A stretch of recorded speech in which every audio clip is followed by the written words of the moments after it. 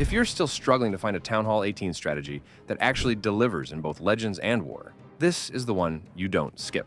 Today we're breaking down the best RC walkroute riders with Totem spells, the most consistent triple pushing strategy for Legend modifier and War. Let's dive in. Here's the army setup before we jump into the action. We're running healers, route riders, Valkyries, and ice golems as the main force. Rocket loons and super barbarians handle the funnel, support the back end, and take care of early cleanup. The spell setup includes 4 invisibility spells for a controlled RC walk, a recall spell, 2 overgrowth spells, a poison for the defending clan castle, and 3 totem spells. Totem spells have different use cases, and you'll see their value throughout the attack. The clan castle brings extra route riders and rocket loons, paired with the troop launcher. The additional loons are here to keep pulling every air trap in the path of your healers. If your healers stay alive, the entire attack stays alive. Simple as that. Now, here's the first base. Isolated Town Hall with both Invis spell tower zones. We'll send the RC at 6 o'clock to remove one of the 4 sections and establish a funnel. That opens the path so the main force can move in behind the fire spitter, and with overgrowth, we can completely bypass the second fire spitter. Since defenses hit harder in the Legend modifier, we won't try to run a full 10-second RC and Fox cycle. Instead, we'll use 2 invisibility spells to cover that 10-second window with the Fox cycle. This keeps the RC safe, and if the entry isn't heavily trapped, we can recall her with the Spirit Fox. Losing the RC here makes recovery extremely difficult. Looks like we'll pick up the Inferno Tower too, which is great. Then we recall her. With the 6 o'clock area fully funneled, we now have 2 entry points, 4 o'clock or 8 o'clock. But since the plan is to work behind the fire spitter, the main push comes from 4 o'clock with the troop launcher behind it. On the left side, we funnel with the king and queen. Drop the queen near the army camp and pop her ability. This removes the 2 air defenses and, more importantly, triggers both invisibility towers. Drop the king outside as well. When he's positioned outside, the snake bracelet is the best equipment. Now the queen has her action figure active and the king is tanking for her. Shift attention to the main army. We drop the first totem spell near the RC and the Revenge Tower. Revenge Towers hit extremely hard, so this is mandatory. Then we use an overgrowth on the fire spitter paired with the air sweeper. Town Hall isn't a defensive building anymore, but the Guardian absolutely is. When he targets your RC or Warden, place a totem spell near him to pull his attention. We hit tornado traps here, back-end monolith, and the defending queen is firing, so this is the correct moment to use the Warden ability. We need to keep the army moving into the back side of the base, and the second overgrowth goes on the left. The placement is slightly off, but it still works. Second totem goes down to distract the fire spitter and the Guardian again. The Town Hall falls to the queen with ease. Always try to save the king's ability for the back end. That's where he brings the most value. The defending minion prince is brutal, so the final totem spell goes on him to shut him down. We still have 4 rocket loons. Use them to snipe the last defenses while cleanup starts. Troops push into the final top compartment. Cleanup continues on the left, and with this much left alive, it's complete overkill.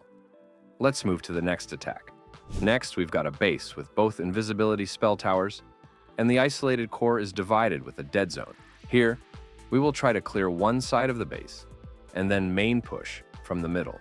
RC walk starts at 2 o'clock near the air defense. We suggest to use the RC ability after the first invisibility spell, or at most after the second. Once the ability is activated, watch her closely and be ready with the next invis spells. RC snipes the defending RC. Next invis, she moved to the expo. She moves to the top side now instead of going for the archer tower. That's nice. Now we can get the scatter shot. Another invis, back to back here. RC gets the expo and the air defense.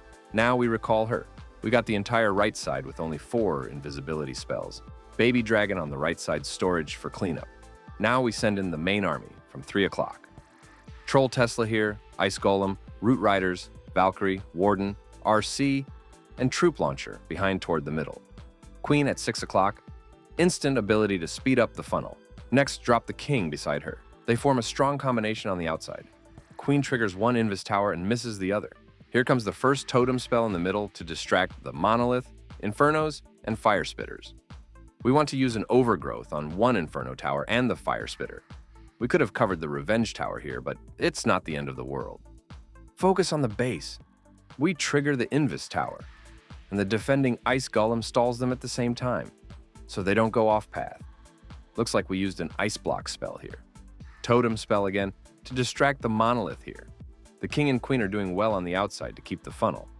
Another Totem spell here to distract the Minion Prince and defenses. Second Overgrowth on the Town Hall and defenses.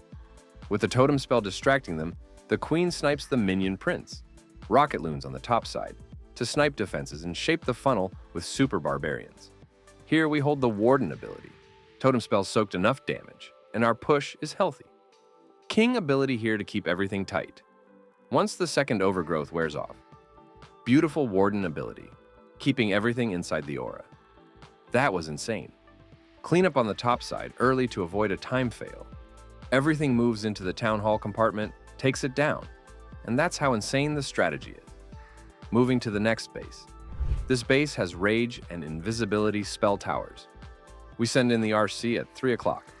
We've seen that a short RC walk can make a huge impact and get much more value if we choose the right side. Activate RC ability. Next invise here, RC gets the Super Wizard Tower, then the Multi-Gear Tower. She moves to the Inferno Tower, and next should be the Ricochet Cannon. Don't hesitate to use back-to-back Invis, and once she gets the Inferno Tower here, we are good to recall her. Our Fox is still alive, Baby Dragon on the far right side. Now we send in Valkyries here to clear these buildings, and they will join the main push from 4 o'clock. Now we send in everything at 4 o'clock.